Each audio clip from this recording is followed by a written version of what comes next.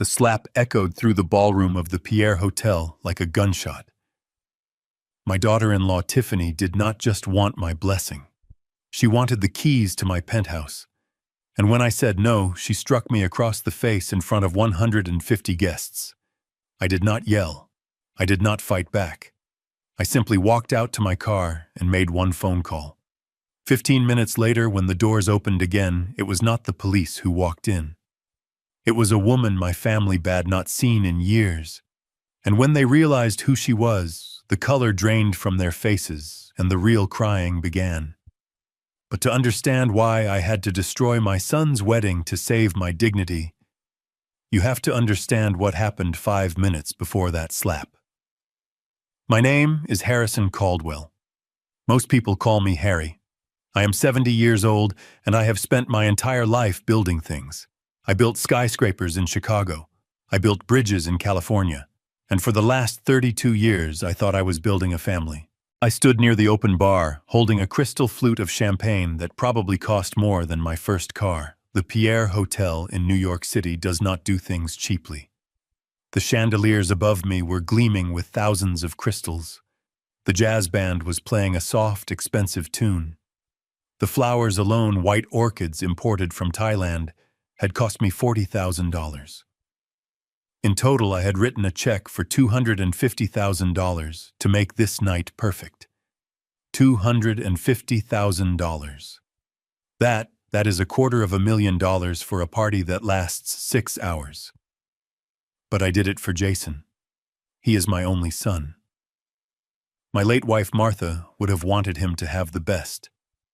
She passed away 2 years ago, and since then, Jason has been my whole world. I watched him dancing in the center of the floor with his new wife, Tiffany. She looked stunning, I have to admit. Her dress was a custom Vera Wang piece that I also paid for.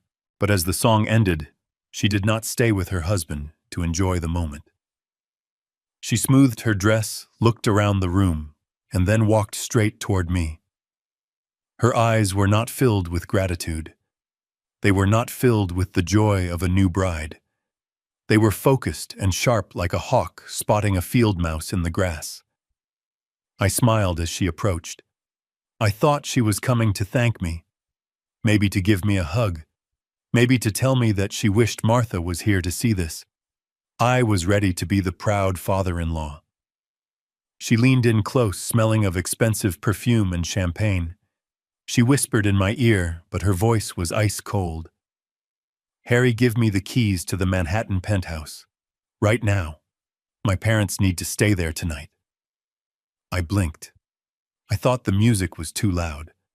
I thought I had misheard her. I said, "Excuse me, Tiffany?" She sighed, rolling her eyes as if I were a slow child. My mom and dad, Harry. They hate their hotel room. The bed is too hard and the room is too small. They want to stay at the penthouse tonight. Give me the keys. I felt a cold knot form in my stomach. The penthouse on 5th Avenue was not just an apartment. It was my home. It was where Martha and I had lived for 40 years. It was filled with her antique books, her art collection, her clothes that still hung in the closet because I could not bear to pack them away. I was currently living there. It was my sanctuary. I looked at Tiffany, trying to keep my voice steady. I said, "Tiffany, that is my home. I booked a luxury suite for your parents at the St. Regis. It is a 5-star hotel. It is fully paid for. It is literally down the street." She stepped closer, invading my personal space. Her nails dug slightly into my tuxedo sleeve. She hissed, "The St. Regis is old and stuffy. They want the view from the penthouse. They want the space. And honestly, Harry, you are barely there anyway. You are just one old man in 4,000 square feet. It is ridiculous. Just hand them over. Jason promised me you would do it." My blood ran cold. Jason promised. My son had promised away my home without even asking me. I looked over at Jason. He was laughing with his groomsmen, oblivious. Or maybe he was avoiding eye contact. I straightened my back. I have negotiated with union leaders and hostile board members for 40 years. I was not going to be bullied by a 28-year-old Instagram model. I said, no, that is final. My wife's things are there. It is not a hotel for your parents. Tiffany's face twisted. The beautiful bride mask fell off completely. She looked at me with pure, unadulterated venom. She raised her voice, not caring who heard. She said, "Oh, for God's sake! Martha is dead, Harry. She has been dead for 2 years. She is a rotting corpse in the ground. Why are you hoarding a dead woman's junk? You are just a selfish, lonely old man who cannot let go." The disrespect took my breath away. It felt like a physical punch to the gut. She had spoken about Martha, the kindest woman who ever lived, as if she were trash. I felt my hand shake. I reached out to gently move her hand away from my arm, needing to create distance. I said, "Do not speak about my wife like that. You have no right." And then it happened. She raised her hand. Snap! The sound was incredibly loud. It cut through the jazz music like a gunshot. It stopped the conversations at the nearby tables. My cheek burned with a fierce, stinging heat. She had slapped me, hard, right in the middle of the ballroom at the Pierre. The music stopped. The chatter died. 150 heads turned toward us. The silence was heavy, suffocating. I stood there, my hand touching my stinging cheek, looking at the woman my son had just married. Her chest was heaving, her eyes wild with entitlement and rage. She did not look sorry. She looked furious that I had defied her. I looked for Jason. I saw him rushing over from the other side of the dance floor. And for a split second, I had hope. I thought he would be angry. I thought he would defend his father. I thought he would be the man I raised him to be. Jason grabbed Tiffany by the shoulders, but he looked at me. His eyes were pleading, weak. He whispered, "Dad, why did you have to provoke her? You know she is stressed. Just give her the damn keys. Don't ruin this for me." My heart shattered. It didn't break. It shattered into dust. My son just watched his wife assault me and he blamed me. He wanted me to hand over my home to keep the peace. I looked at Jason. I looked at Tiffany, who was now fixing her hair and glaring at me. I realized then that I was alone in that room. Despite the money, despite the years of love I poured into that boy, I was just an obstacle to them. A wallet. A resource to be used and discarded. I did not scream. I did not hit her back. I did not make a scene. I gently placed my champagne glass on the nearest table. The clink of the glass against the coaster was the only sound in the room. I looked at Jason one last time with a look that I hope haunts him for the rest of his life. I turned my back on them. I walked through the silent crowd. I could feel their eyes on me. I could hear the whispers starting. But I kept walking. I walked out of the ballroom, down the grand staircase, and out into the cold New York night. The valet brought my car, my old Lincoln. I sat in the driver's seat, my cheek still throbbing. I pulled out my phone. My hands were trembling, not from fear, but from a cold, hard rage that was rising inside me. I dialed a number I had not called in 5 years. Before I tell you who answered that phone and what happened next, press the like button if you think I should have kicked them out right then and there. Subscribe to the channel, because what I did next was not just revenge. It was justice. And tell me in the comments, what would you do if your child chose their spouse over you after they physically hurt you? I held the phone to my ear. It rang once, twice. A woman's voice answered. Sharp, professional, dangerous. "Harrison, it is Saturday night. This better be good." I took a deep breath. I said, "Veronica, activate Protocol 19, right now." There was a pause on the other end. Then she said, "I will be there in 20 minutes. I hung up the phone and looked up at the hotel windows. They were still celebrating in there. They thought the old man had gone home to cry. They thought they had won. They had no idea that I had just pulled the pin on a grenade and I was about to walk back in and drop it right in the middle of their wedding cake. The party was over. The war had just begun. The slap on my cheek was still throbbing, a hot, pulsing reminder of the humiliation I had just endured. But the physical pain was nothing compared to the sight of my son rushing toward me. Jason pushed his way through the stunned guests. His face flushed, his eyes wide. For a fleeting, desperate second, my heart leaped. I thought, finally, he sees. I thought he was coming to grab his wife's hand and demand an explanation. I thought he was coming to defend the man who had raised him, the man who had just paid $250,000 to give him this fairy tale night. I braced myself for his apology, for him to tell Tiffany she had crossed a line that could never be uncrossed. But as he reached us, he didn't look at me with concern. He didn't even look at the red mark blooming on my face. He went straight to her. He wrapped his arms around Tiffany, who immediately buried her face in his chest, letting out a sob that sounded as fake as the diamonds I knew she wanted. Jason rubbed her back, whispering soothing words to her, before turning his gaze on me. And the look in his eyes wasn't anger at her. It was annoyance at me. "Dad, seriously." Jason hissed, his voice low and tight, vibrating with frustration. "Why do you always have to do this? Why do you have to be so difficult?" I stood there frozen, the air leaving my lungs. "Difficult." I repeated, my voice barely a whisper. "Jason, she just hit me. She struck me in the face because I wouldn't give her the keys to my own home." Jason rolled his eyes, a gesture so dismissive it felt like a second slap. "She is stressed, Dad. It is her wedding day. You know how she gets when she is overwhelmed. Why did you have to provoke her? You couldn't just say yes. You couldn't just hand over the keys and keep the peace for one single night." "Provoke her?" I asked, the words tasting like ash in my mouth. "I booked them a 5-star suite, Jason.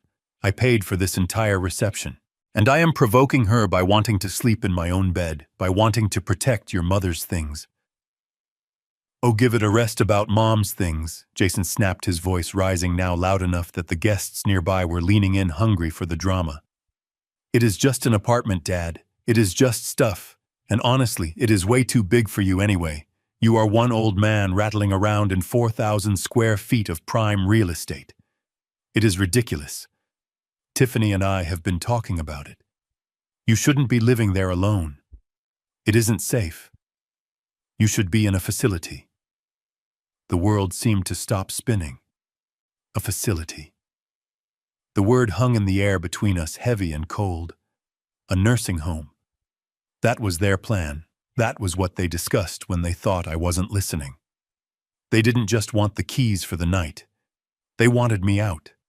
They wanted to warehouse me in some home so they could take over the penthouse. I looked at my son, really looked at him. I saw the tuxedo I bought him. I saw the expensive watch on his wrist that was a graduation gift from me.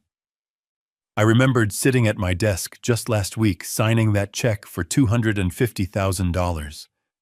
I remembered him sitting across from me, smiling, telling me how much he appreciated everything, how he would always take care of me. "You're the best dad in the world," he had said. "We'll never let you be lonely." It was all a lie. Every smile, every thank you, every hug. It was just a performance to keep the bank account open.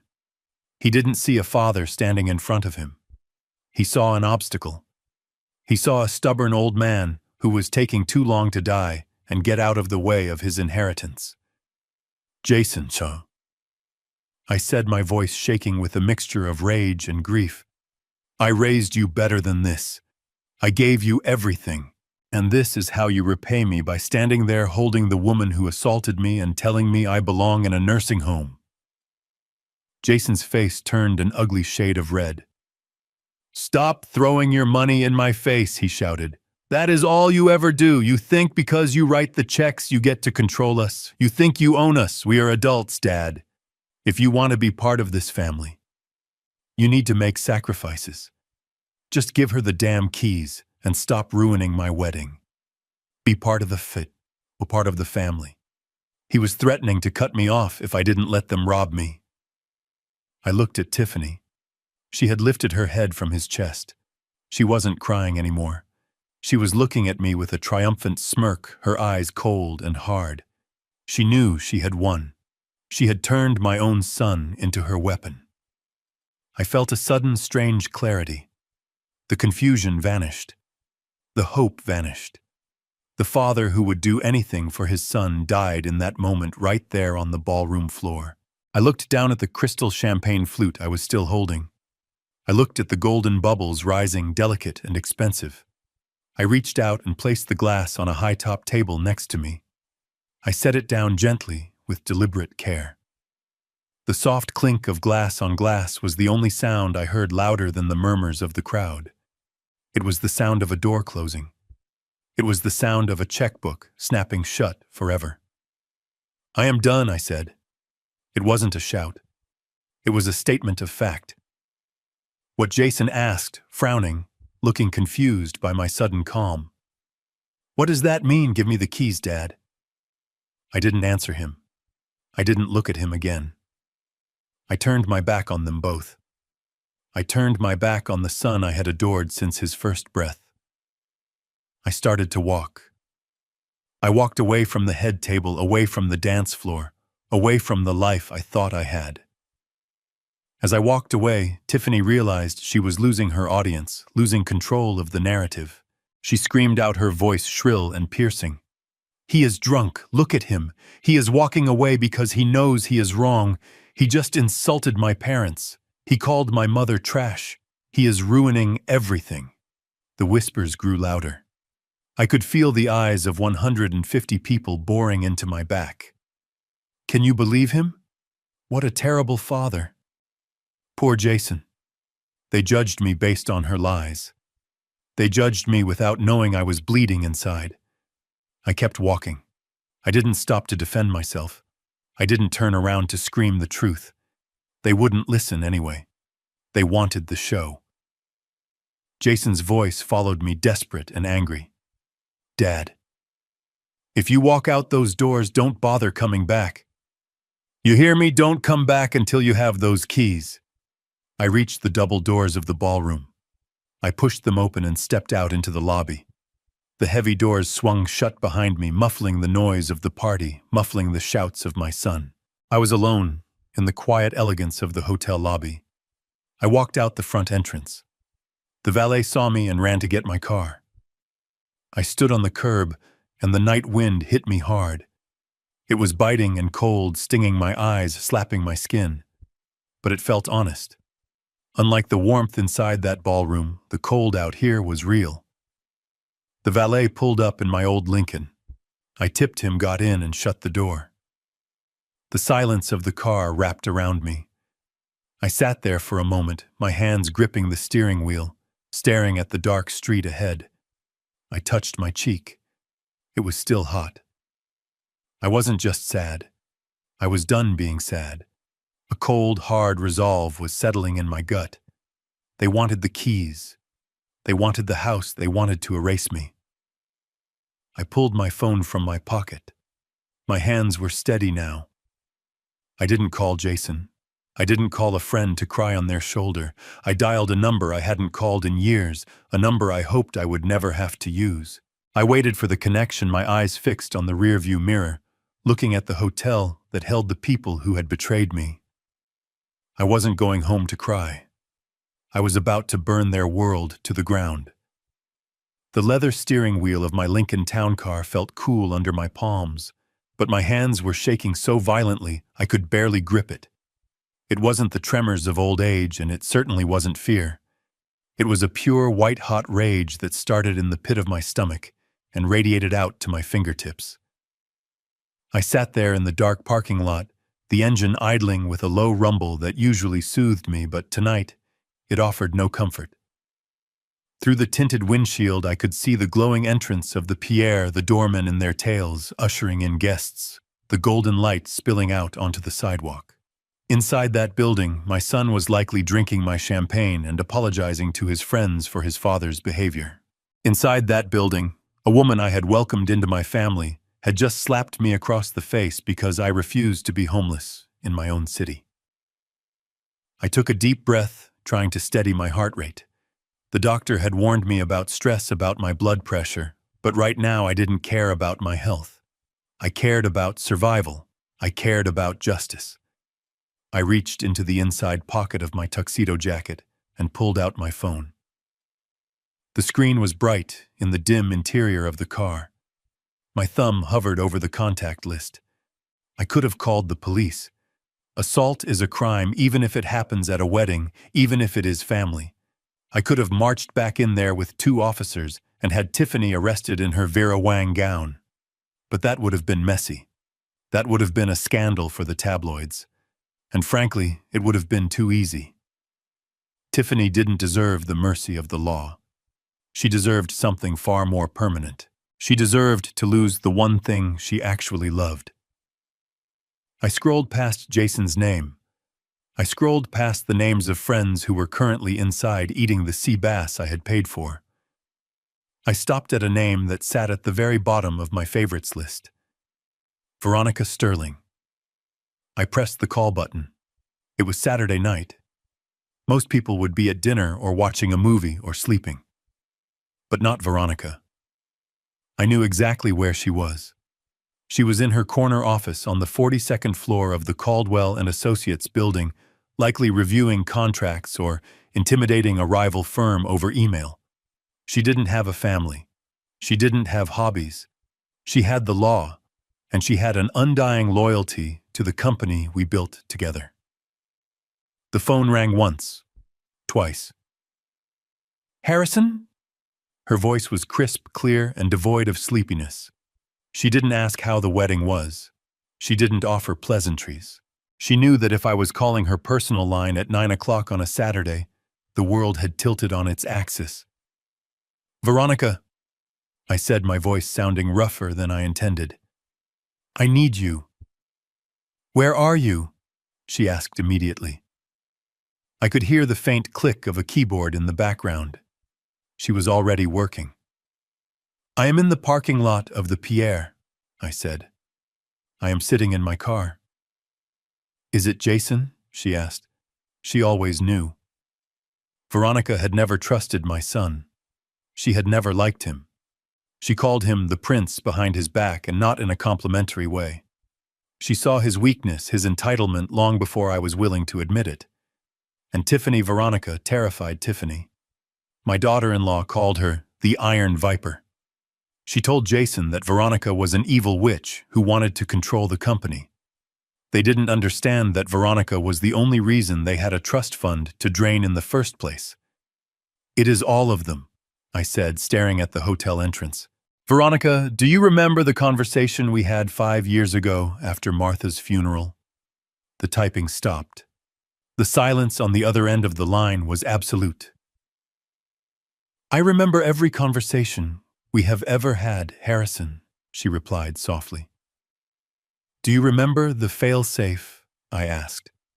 "The document we drafted, but never notarized, the one we hoped would stay in the vault forever." "I have it on my screen right now," she said. "I pulled it up the moment I saw your name on the caller ID." I closed my eyes. "Activate Protocol 19. I heard a sharp intake of breath on the other end. Protocol 19. It sounded like a spy movie term, but it was far more dangerous. It was a legal nuclear option. When Martha died, I fell into a deep depression. I was vulnerable. Veronica, in her infinite wisdom, sat me down and forced me to create a protection plan. She said, "Harry, grief makes people do stupid things with money, and grief makes sharks circle the water." So we created Protocol 19. It was a clause in the family trust that gave the founder me absolute, immediate, and irrevocable power to claw back all assets, freeze all accounts, and terminate all employment contracts of any beneficiary who acted against the interest of the founder. It was designed to protect me from being declared incompetent. It was designed to stop a hostile takeover from within the family.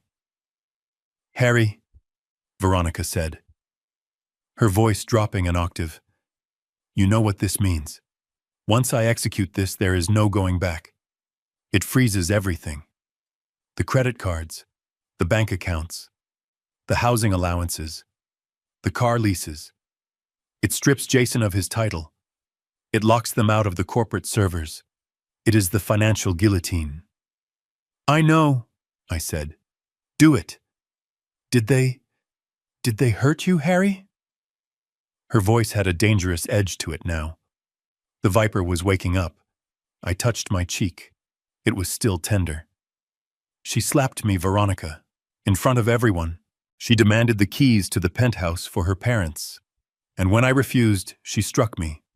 And my son told me to give her what she wanted to keep the peace. Veronica cut herself off. I heard the sound of keys being gathered. I heard the sound of a heavy door closing. I am leaving the office now. I am bringing the security team.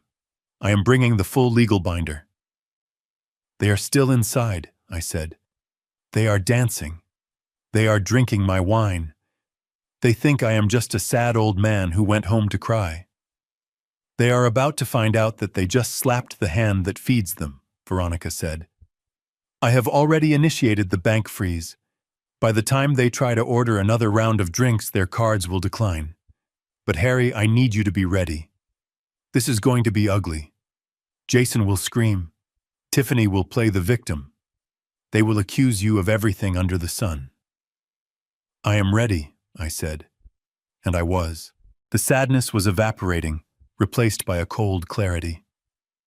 I remembered the man I used to be before I retired. The man who negotiated steel contracts. The man who fired incompetent managers. I had let that man sleep for too long. I am 20 minutes away, Veronica said. I am bringing the papers for you to sign. Do not go back in there alone. Do not engage with them until I arrive. Stay in the car. Keep your head cold, Harry. We are going to take back everything. Veronica, I asked before she hung up. Yes, Harry. Bring the eviction notices for the penthouse, too. I have a feeling I am going to need them tonight. Consider it done, she said. The line went dead. I lowered the phone and looked at the hotel again. I could imagine the scene inside. Tiffany was probably telling her friends how awful I was. Jason was probably complaining to his best man about his stubborn father. They were celebrating their victory. I leaned my head back against the seat and waited. Protocol 19 was active. The gears of the Caldwell legal machine were starting to turn. My son thought I was powerless. He thought I was just a checkbook with a pulse. He had forgotten that before I was his father, I was a shark. And he had just spilled blood in the water. I watched the minutes tick by on the dashboard clock. 15 minutes, 10 minutes, 5 minutes. Then I saw them. 3 black SUVs turned the corner and pulled up to the valet stand, ignoring the line of taxis. They looked like government vehicles. They looked like trouble. The doors opened and a woman stepped out of the lead vehicle. She was 55 years old, but she moved with the energy of a woman half her age. She wore a sharp black suit that cost more than Tiffany's wedding dress. Her hair was pulled back in a severe, elegant bun. She carried a leather briefcase in one hand and a phone in the other. She didn't look at the valet. She didn't look at the tourists. She scanned the parking lot until her eyes locked on my Lincoln. Veronica Sterling had arrived. And for the first time all night I smiled. It wasn't a happy smile. It was the smile of a general who just saw the cavalry crest the hill. I opened my car door and stepped out into the cold night air to meet her. The time for grieving was over. The time for reckoning had arrived. I sat in the darkness of my Lincoln, the engine off now to conserve fuel, though the heat from my rage was enough to keep me warm. Veronica was on her way. The cavalry was coming. But 20 minutes is a long time when your mind is racing with betrayal. I looked down at the iPad I kept in the glove compartment for checking job site blueprints. My finger hovered over the app for the penthouse security system. I had installed it 3 years ago, mostly to keep an eye on the cleaning staff and to make sure the temperature controls were working properly for the wine cellar. I had never expected to use it to spy on my own family. But tonight, a gnawing suspicion in my gut told me I needed to look. Tiffany had demanded the keys with such urgency, such entitlement, and Jason had been so desperate for me to hand them over. I tapped the icon. The screen loaded, spinning a small white circle in the center of the black void. Connect. Connect. The feed popped up, and my breath caught in my throat so hard I started to cough. The penthouse should have been dark. It should have been silent. The only thing moving should have been the dust motes dancing in the moonlight, filtering through the floor-to-ceiling windows overlooking Central Park. Instead, every light in the living room was blazing. I zoomed in, pinching the screen with trembling fingers. There were people in my house. Not burglars in ski masks. It was worse. It was the Dubois family. Tiffany's parents, Robert and Linda, and her older brother, Duke. I stared at the screen, trying to comprehend how they got in. The front door has a biometric lock and a keypad code. I had never given them the code. Only 3 people knew it. Me, my housekeeper, Mrs. Higgins, and Jason. My son had given them the code. He hadn't just pressured me for the keys in the ballroom. He had already given them access behind my back. He had betrayed my security before the wedding cake was even cut. I watched horrified as Robert Dubois, a man who had declared bankruptcy twice and borrowed money from me for his tuxedo rental, stood by my custom-built walnut bar. He was holding a bottle of wine. I recognized the label even on the small screen. It was a Chateau Margaux 1982. A bottle worth thousands of dollars. A bottle I had bought with Martha on our trip to France, saving it for our 50th anniversary. A date she never lived to see. Robert didn't use a corkscrew properly. He was hacking at the foil with a steak knife from my kitchen. He popped the cork, spilling dark red liquid onto my Persian rug. He didn't care. He didn't even notice. He took a swig directly from the bottle, wiping his mouth with the back of his hand, laughing as he said something to his wife. I switched the camera view to the master bedroom. My sanctuary. The room where I had held Martha's hand as she took her last breath. Linda Dubois was there. She had opened the walk-in closet, my wife's closet, the one I had kept exactly as she left it, with her scent still lingering on the fabrics. Linda was pulling clothes off the hangers. She was throwing Martha's silk blouses onto the floor like they were rags at a discount bin. Then I saw her pull out the white mink coat. It was the coat I gave Martha for her 60th birthday. She loved that coat. She treated it like a treasure. Linda Dubois put it on. It was too tight for hers, but she forced her arms through the sleeves. She spun around in front of the full-length mirror, preening, posing. I turned up the volume on the iPad. The microphone in the camera picked up her voice clearly. "Look at me, Bob," she shouted toward the living room. "I look like a queen in this thing. Can you believe the old hag kept this locked away?" She smoothed the fur, looking at her reflection with greedy eyes. Then she laughed, a harsh cackling sound. Honestly, it is a good thing she died. At least now someone with actual style can enjoy this stuff. She probably saved it for church. What a waste. A good thing she died. The words echoed in the small cabin of my car. Tears pricked my eyes, hot and sudden. Not tears of sadness. Tears of pure, unadulterated fury. She was wearing my dead wife's coat, standing in my dead wife's bedroom, celebrating her death so she could play dress-up. I switched the camera again. I needed to see where Duke was. Duke was the black sheep of the Dubois family, which was saying something. A gambling addict with a history of petty theft. I found him in my study. He wasn't admiring the view. He was behind my desk. He had moved the painting of the Hudson River School that hung on the north wall. Behind it was my wall safe. Duke was sweating. I could see the sheen on his forehead, even in the night vision mode. He was holding a screwdriver and a hammer he must have found in the utility drawer. He was trying to pry the digital keypad off the safe door. Inside that safe was cash, yes, about $10,000 in emergency funds. But more importantly, inside that safe was my Patek Philippe watch, the one my father gave me when I graduated from engineering school, the one I intended to give to Jason when he had his first child. Duke wasn't trying to guess the code. He was trying to break it open by brute force. He was hacking at the steel, scratching the finish, desperate for a score. "Come on, you piece of junk," he muttered, swinging the hammer. Bang! Bang! I watched them. The father drinking my memories, the mother wearing my grief, the son trying to steal my legacy. They were like locusts. They had swarmed my life, invited in by my own son, and now they were stripping the carcass clean before the body was even cold. They weren't just guests, they were invaders, and they felt entitled to everything. They thought I was just the bankroll, the old fool who would pay the bills and disappear into the background. They thought Jason controlled me, and therefore they controlled Jason. I pressed the record button on the screen. A small red dot appeared in the corner. I recorded Robert spilling the wine. I recorded Linda insulting Martha. I recorded Duke attacking the safe. I needed every second of it. This wasn't just for my peace of mind. This was evidence.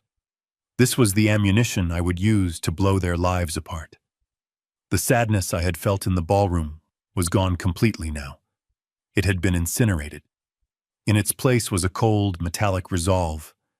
I wasn't a father anymore. I wasn't a grieving husband. I was a man who was watching his home being violated, and I knew exactly what I had to do. I stopped the recording and saved the file to the cloud. Then I sent a copy to Veronica's secure server. I sent another copy to my private email. I wasn't taking any chances. I looked at the screen one last time. Linda was now going through Martha's jewelry box on the vanity. She was holding up a pearl necklace, testing the weight of it in her hand. "Enjoy it while you can, Linda," I whispered to the empty car. "Because you are about to pay a very high price for that fashion show." I closed the iPad and set it down on the passenger seat. I checked my watch. Veronica would be here in 10 minutes. 10 minutes until the hammer dropped. My phone buzzed in my hand. I looked at the caller ID. It was Jason. Of course it was. He probably wanted to know if I had come to my senses. He probably wanted to know if I was bringing the keys back like a good, obedient father. I stared at the phone, watching his picture flash on the screen. It was a photo from his college graduation. We were both smiling. I had my arm around him. He looked so proud, so full of potential. I didn't answer. I let it ring. I wasn't ready to hear his voice yet. If I spoke to him now, I might say something that would warn him. I might scream. And I needed him to be surprised. I needed him to be blindsided. The ringing stopped. Then a text message popped up. "Dad, stop being childish. Pick up the phone. We need to talk about the house." Childish. I laughed, a short, dry sound in the darkness. He thought this was a tantrum. He thought this was a negotiation. He had no idea that while he was texting me, his in-laws were committing felonies in my living room. He had no idea that he had just handed me the sword I would use to cut him out of my life. I looked back at the hotel. The lights were still bright. The party was still going. But the clock was ticking. And when midnight struck, Jason Caldwell was going to turn into a pumpkin. A broke, homeless pumpkin. I tapped the steering wheel, waiting for the black SUVs to arrive. The anger had settled into a focus so sharp it felt like a weapon. I was ready. Bring on the Viper. Bring on the police. Let's see how much Tiffany likes the penthouse when she is being dragged out of it in handcuffs. The phone in my hand vibrated again, a persistent, angry buzz that demanded attention. It was Jason. The image on the screen was the same, that smiling graduation photo, but the feeling it evoked had changed entirely. 5 minutes ago, looking at it brought a wave of nostalgia. Now it brought a wave of nausea. I stared at it, debating whether to answer. Part of me, the part that was still a father, wanted to ignore it, to drive away and let the lawyers handle the carnage. But the other part, the part of me that had built skyscrapers and negotiated with sharks, knew I needed to hear it. I needed to know exactly where he stood. I needed him to say the quiet part out loud so I could sever the cord without a single ounce of regret. I slid my thumb across the screen and brought the phone to my ear. I didn't say hello. I didn't say a word. I just listened. The background noise was loud, the thumping bass of the DJ's music, the roar of a party in full swing. But Jason's voice cut through it, slurred and thick with alcohol and entitlement. "Dad, where the hell are you?" he shouted. "I have been looking everywhere. People are asking questions. You are embarrassing me." Again. I looked at the iPad on the passenger seat, where the silent video feed showed his brother-in-law trying to smash open my safe. "You are embarrassed," I said, my voice dangerously calm. "That is interesting, Jason, because I am currently watching your in-laws loot my home like common criminals." He didn't even pause. He didn't sound surprised. He didn't deny it. He just huffed a sound of pure exasperation. "Oh, stop being so dramatic," he slurred. "They are just making themselves comfortable. I told them they could stay there. It is not a big deal." "But you walking out on Tiffany, that is a big deal. She is in the bathroom crying her eyes out because of you." "She slapped me, Jason," I reminded him, though I knew it was pointless. "She is under a lot of stress," he yelled, and I could hear the spit hitting the microphone. "You pushed her. You are always pushing. But you know what? I am done playing the nice guy. I am done asking. You need to turn this car around right now.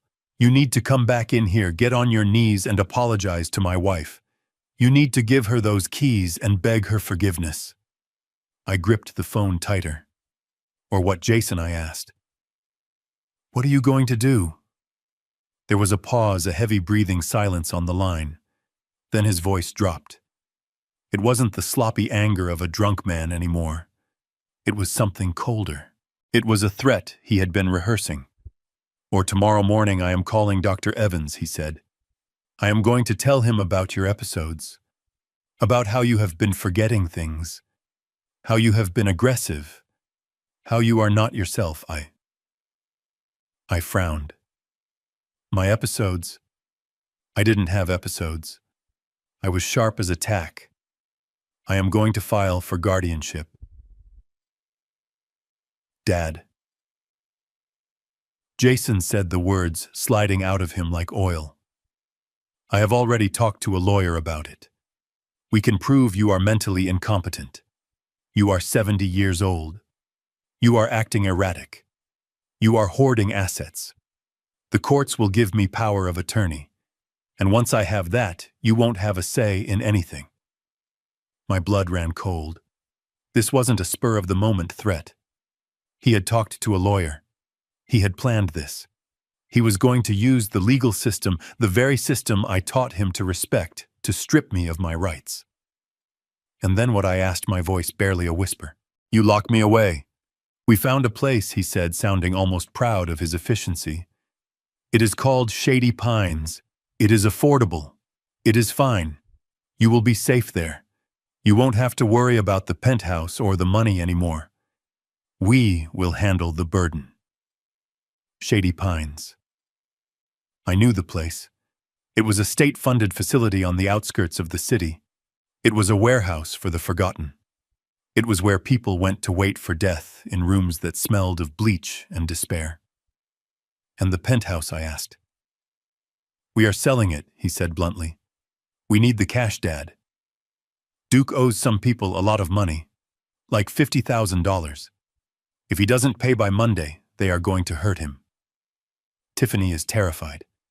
We need to liquidate the asset to cover the family debts."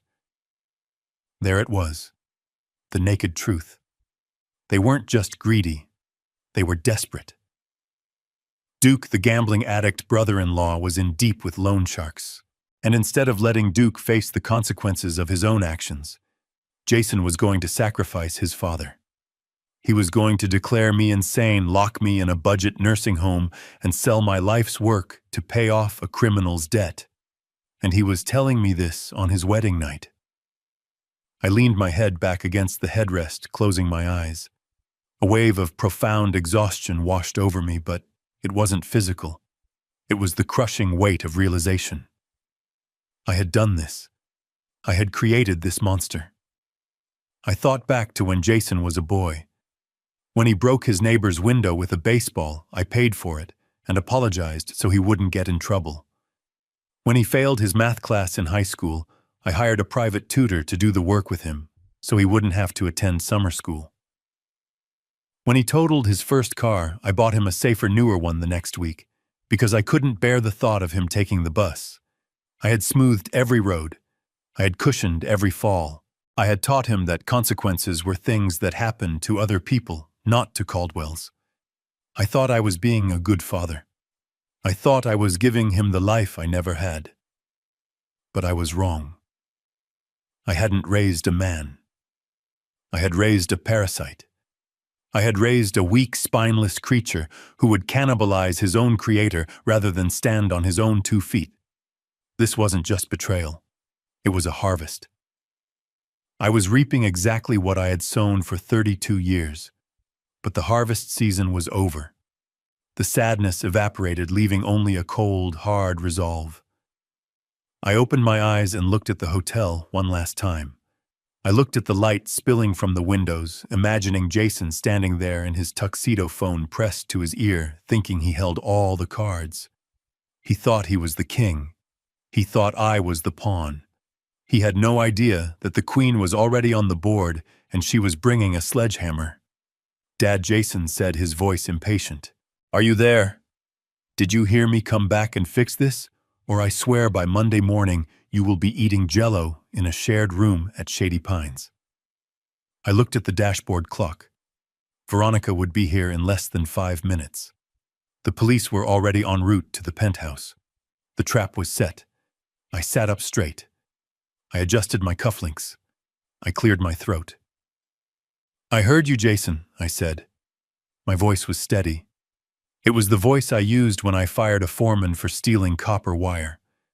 It was the voice of the chairman. "Good," he said, mistaking my calmness for submission. "So you are coming back." I looked at the rearview mirror, checking my reflection. I didn't look like an incompetent old man. I looked like Harrison Caldwell. "I am not coming back to apologize, Jason," I said. "What then?" "What are you doing?" "I am waiting," I said. "Waiting for what? For you to learn the most expensive lesson of your life. Dad, stop speaking in riddles. I am warning you," I cut him off. I didn't shout. I didn't curse. I spoke with the finality of a judge delivering a sentence. "Enjoy the party, son," I said softly. "Drink the wine, eat the cake, dance with your wife, because this is it. This is the last party you will ever be invited to." I pulled the phone away from my ear. I could hear him shouting something, a tinny, desperate sound coming from the small speaker. "Dad, Dad, don't you hang up on me." I pressed the red button. The call ended. The silence returned to the car, but it wasn't empty anymore. It was filled with anticipation. I put the phone back in my pocket. I watched the entrance of the hotel. I saw the headlights of the SUVs turning into the driveway. They moved in a convoy, sleek and dark and purposeful. Veronica was here. I opened the door of my Lincoln and stepped out onto the pavement.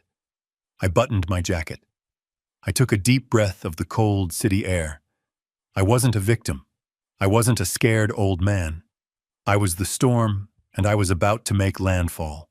The Lincoln felt like a bunker now, a steel cage protecting me from the absurdity of the world outside. I checked my watch. Veronica was still 10 minutes away. 10 minutes is an eternity when your blood is boiling, but in the world of high-stakes corporate finance, 10 minutes is enough time to destroy an empire or in this case, to uncover exactly how mine was being dismantled. I reached into the leather satchel on the passenger seat and pulled out my laptop.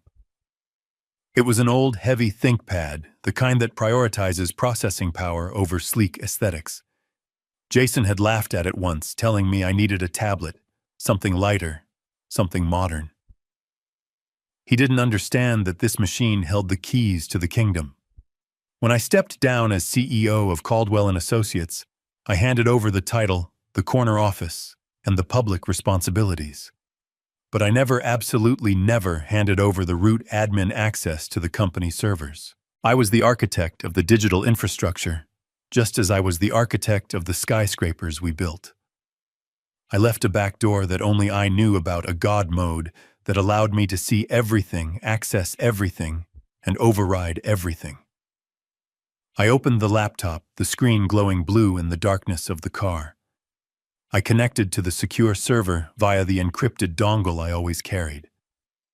The login prompt blinked at me. User founder Zhe Xuan.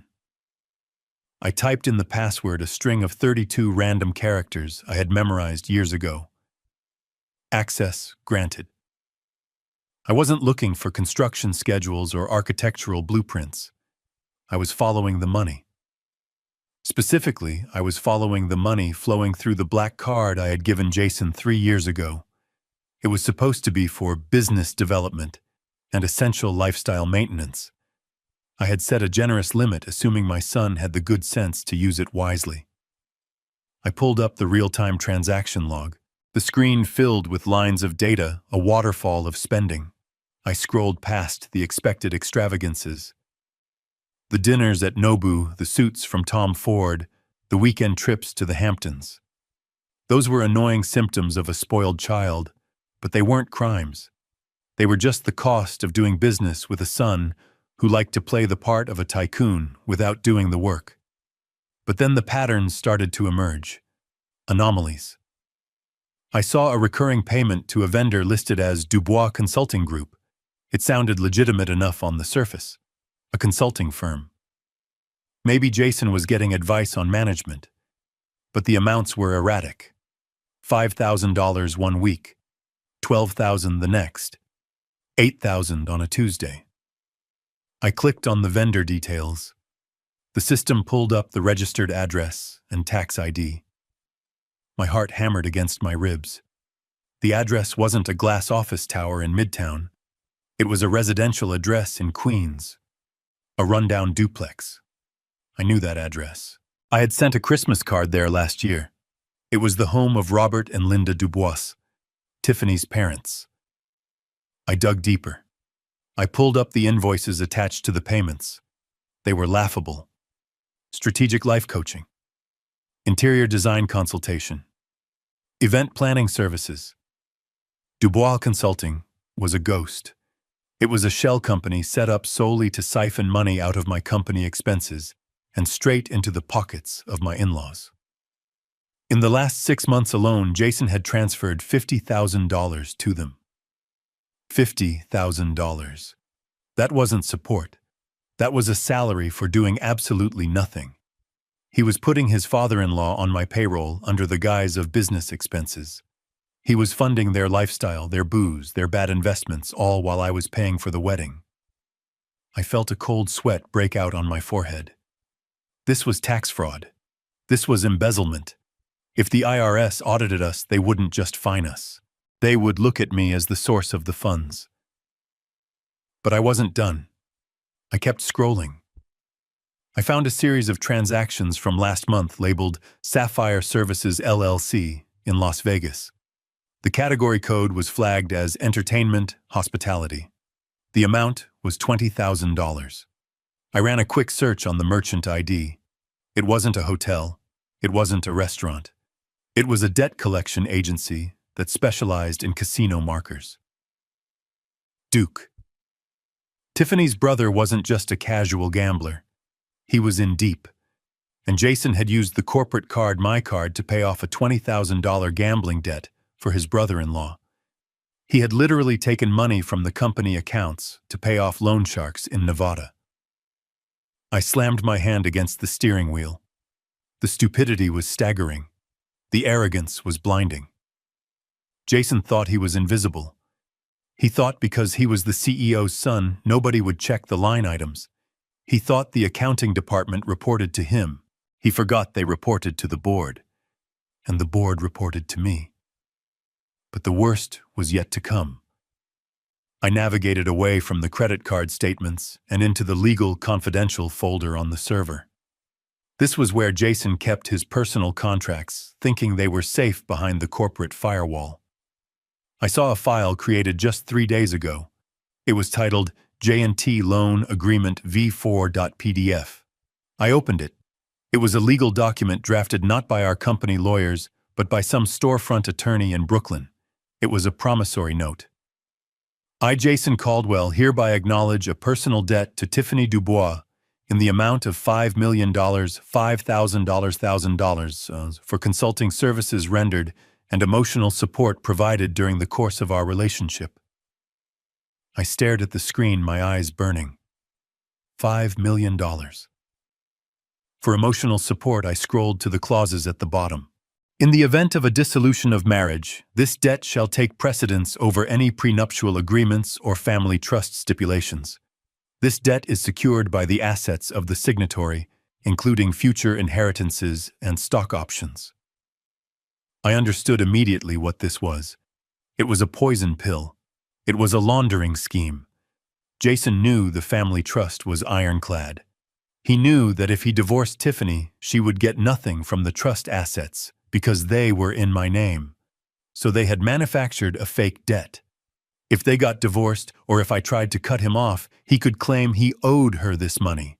He could force the liquidation of assets to pay this fake debt, effectively bypassing the trust's protections and handing her $5 million of my money tax-free. It was brilliant in a twisted criminal way. And it was proof of conspiracy. This wasn't just Tiffany manipulating him. Jason had signed it. His digital signature was right there at the bottom, dated 48 hours ago. He had actively conspired with his wife to defraud his own father and the family estate. He wasn't a victim. He was a co-conspirator. I felt a strange sensation in my chest. It wasn't pain anymore. It was the feeling of a heavy burden being lifted. For years I had worried about Jason. I had worried that he wasn't smart enough, that he wasn't tough enough. I had worried that if I died, the wolves would eat him alive. I was wrong. Jason was the wolf. He was the one trying to eat me. I closed the file and dragged the entire folder onto my secure desktop. I created a backup copy and sent it to an external server I kept in Switzerland. Then I sent a copy directly to Veronica's inbox with the subject line, "The Smoking Gun." I had enough. I didn't just have grounds to disinherit him. I didn't just have grounds to fire him. I had enough evidence to indict him. Fraud, embezzlement, conspiracy to commit money laundering. I looked at the dashboard clock.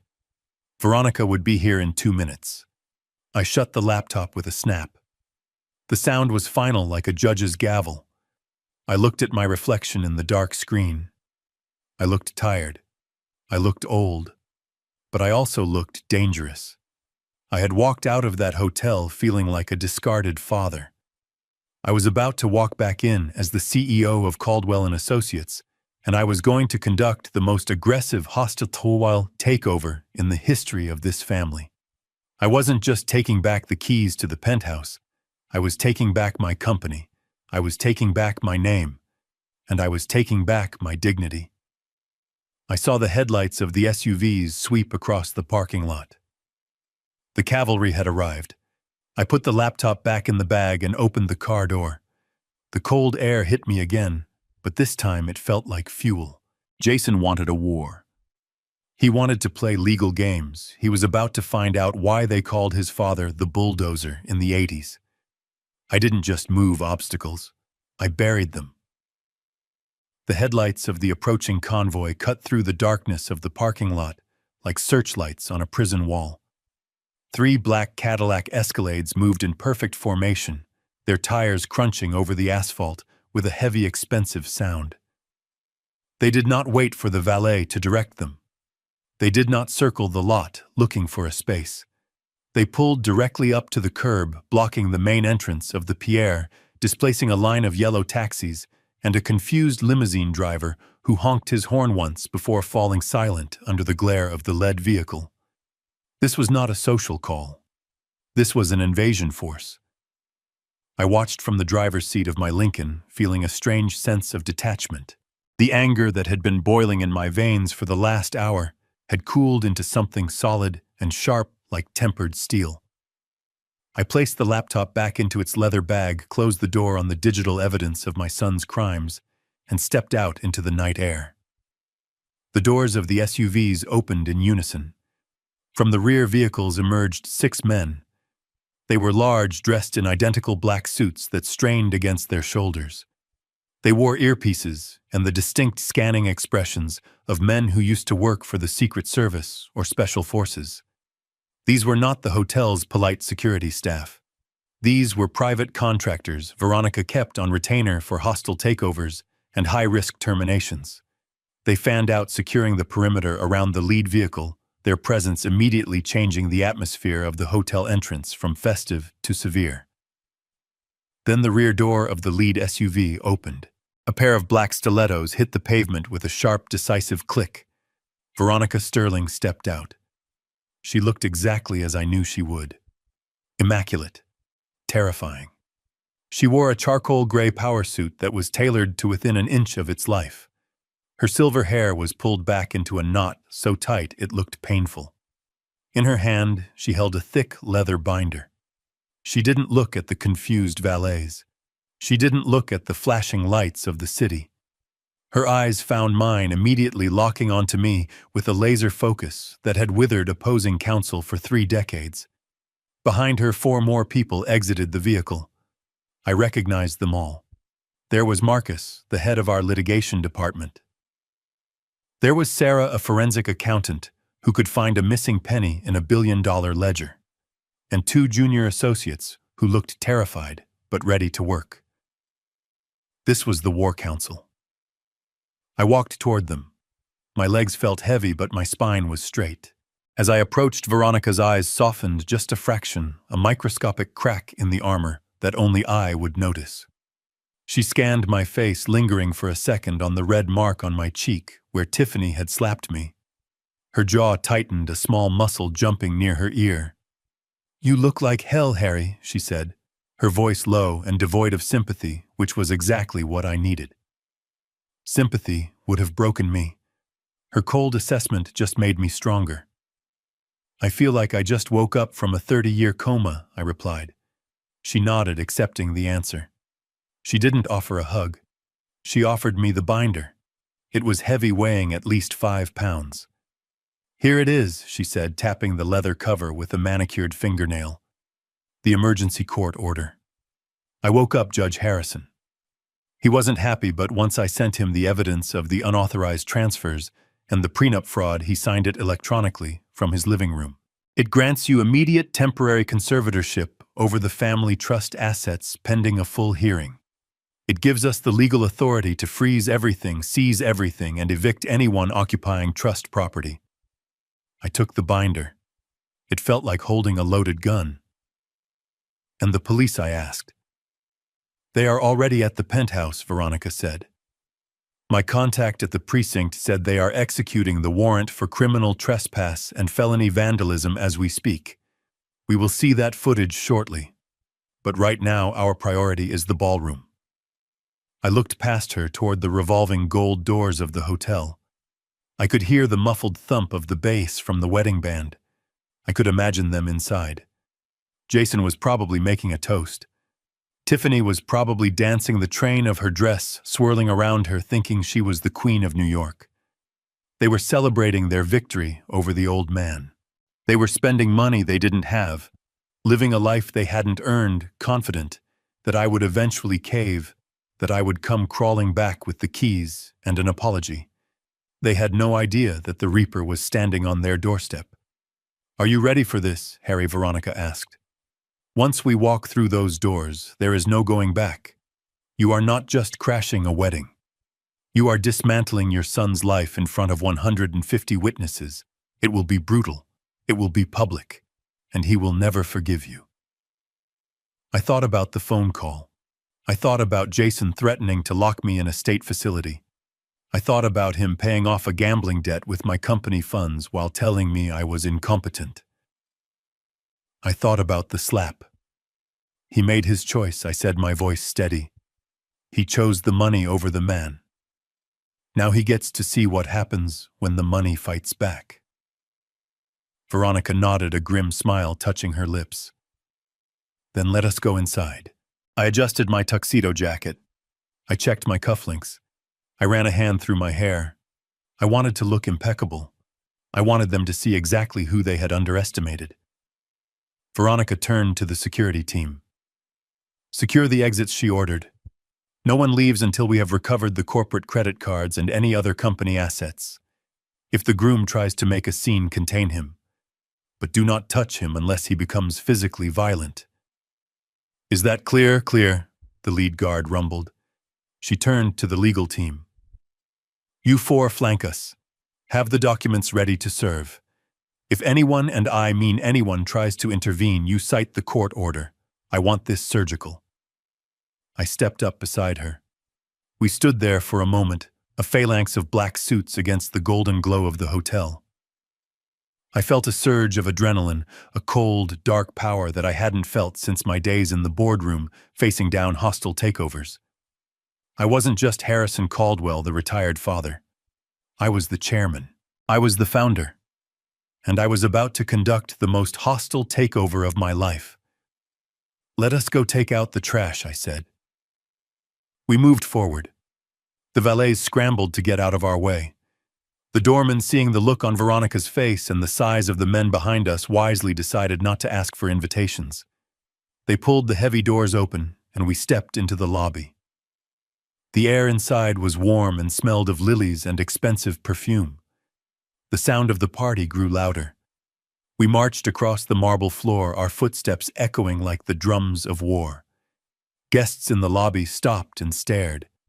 They whispered behind their hands. They sensed the danger radiating off us. We didn't stop. We didn't acknowledge them. We headed straight for the double doors of the grand ballroom. I could hear the DJ's voice over the speakers. Ladies and gentlemen, please welcome back to the dance floor. The happy couple, Mr. and Mrs. Caldwell. Applause erupted inside. Cheering. I reached the doors. I didn't push them open gently. I didn't hesitate. I nodded to the two largest security guards. They stepped forward, grabbed the brass handles, and threw the doors wide open with a force that banged them against the walls. The sound was like a thunderclap. The applause faltered. Heads turned. And there we stood. Not a sad, lonely father coming to beg for forgiveness, but a firing squad. I stepped into the room, Veronica at my right hand, the army at my back. The lights from the chandeliers hit us, casting long shadows across the dance floor. I locked eyes with Jason across the room. He was holding a microphone, a glass of champagne in his other hand, a smile frozen on his face. The music didn't stop immediately, but the energy in the room died instantly. It was the silence of a predator entering a clearing. I took the first step onto the parquet floor. The invasion had begun.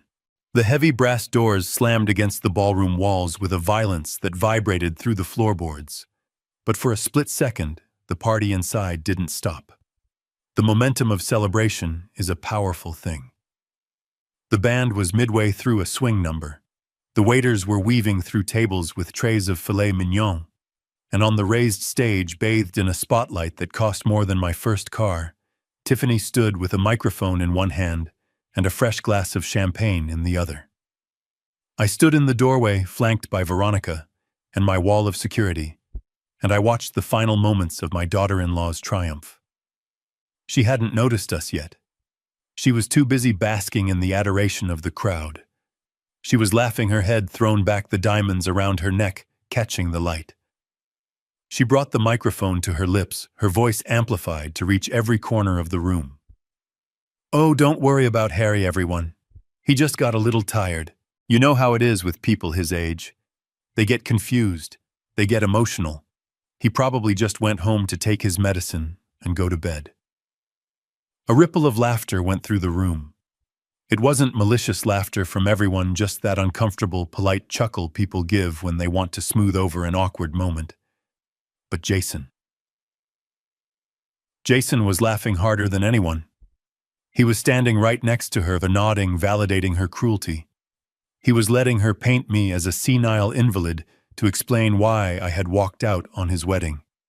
He was selling my dignity for a few cheap laughs. Then the drummer saw us. He was the first to stop. The rhythm faltered, a chaotic stumble of beats, and then silence. The piano player looked up, saw the grim expression on the faces of the 6 men in black suits, and lifted his hands from the keys as if they were red hot. The music died, leaving only the hum of the air conditioning and the echo of Tiffany's last words hanging in the sudden void. Tiffany frowned, tapping the microphone. "Hey, why did the music stop? We are just getting started." She followed the gaze of the crowd. One by one, heads turned toward the entrance. 150 faces pivoted to see what had killed the party. And there I was. Not the sad, defeated old man they expected, but a man standing at the head of an army. I stepped further into the room. My shoes clicked loudly on the parquet floor. Veronica matched my stride, her briefcase clutched like a weapon. The silence that fell over the room was absolute. It was heavy. It was suffocating. I scanned the tables as I walked. This wasn't just a wedding for family and friends. This was a networking event. Half the guests were business associates, partners from construction firms, suppliers, even a few city council members I had worked with over the years. These were people who knew the industry, and more importantly, they knew the players. I saw the moment of recognition hit them. It started at table 4, where the CEO of Manhattan Steel sat. He dropped his fork. His eyes went wide, darting from me to the woman beside me. He leaned over to his wife and whispered loud enough for the silence to carry it. "Oh my God. That is Veronica Sterling." The whisper spread like a contagion. Veronica Sterling, the Iron Viper. Why is the General Counsel here? Why does she have security? This isn't a toast. This is a raid. I saw the color drain from the faces of men who had faced Veronica across a negotiation table. They knew that Veronica didn't attend social functions. She didn't do weddings. If Veronica Sterling walked into a room with a legal team, it meant someone was about to lose everything. They stopped eating. They put down their drinks. They instinctively pulled away from the head table, distancing themselves from the blast zone. Jason finally saw us. He was standing on the edge of the stage, his glass halfway to his mouth. He froze. He looked at me, then at the security guards, then at Veronica. For a second, he looked like a confused child. But then the entitlement kicked in. The arrogance I had fostered for 30 years surged to the surface. He slammed his glass down on the table, shattering the stem. He jumped off the stage, his face twisting into a mask of furious indignation. He stormed toward us, his tuxedo jacket flapping open. "Dad!" he shouted, his voice cracking with rage. "What the hell is this? Who are these people? You bring goons to my wedding. Are you insane?" He was coming at me fast, hands balled into fists. He wasn't going to hit me. I knew that. He was going to get in my face. He was going to try to intimidate me like he had on the phone. He was going to try to assert dominance in front of his wife. But he never got the chance. I didn't move. I didn't flinch. I didn't have to. 2 of the security contractors stepped forward. They moved with a fluid, practiced speed that made Jason look slow and clumsy. They didn't strike him. They simply became a wall. They stepped into his path, shoulder to shoulder, blocking him completely. Jason slammed into them. It was like running into a concrete pillar. He stumbled back, winded. "Get out of my way!" he screamed, trying to push past them. "Do you know who I am? I am Jason Caldwell. I am the CEO of this company." The lead guard, a man named Davis who had a scar running through his eyebrow, looked down at Jason with zero emotion. "Sir, please step back." "I am not stepping back," Jason yelled, spittle flying from his mouth. "I want them out, Dad. Tell your dogs to back off right now, or I swear to God I will call the police. You don't need to call them, Jason," I said calmly. My voice wasn't loud, but in the silence of the room it carried perfectly. "They are already busy at the penthouse." Jason froze. What? While he was processing that, Veronica made her move. She didn't stop for Jason. She didn't even look at him. She walked past the scuffle, past the stunned guests, and headed straight for the stage. Her heels hammered a rhythm of impending doom on the wooden stairs.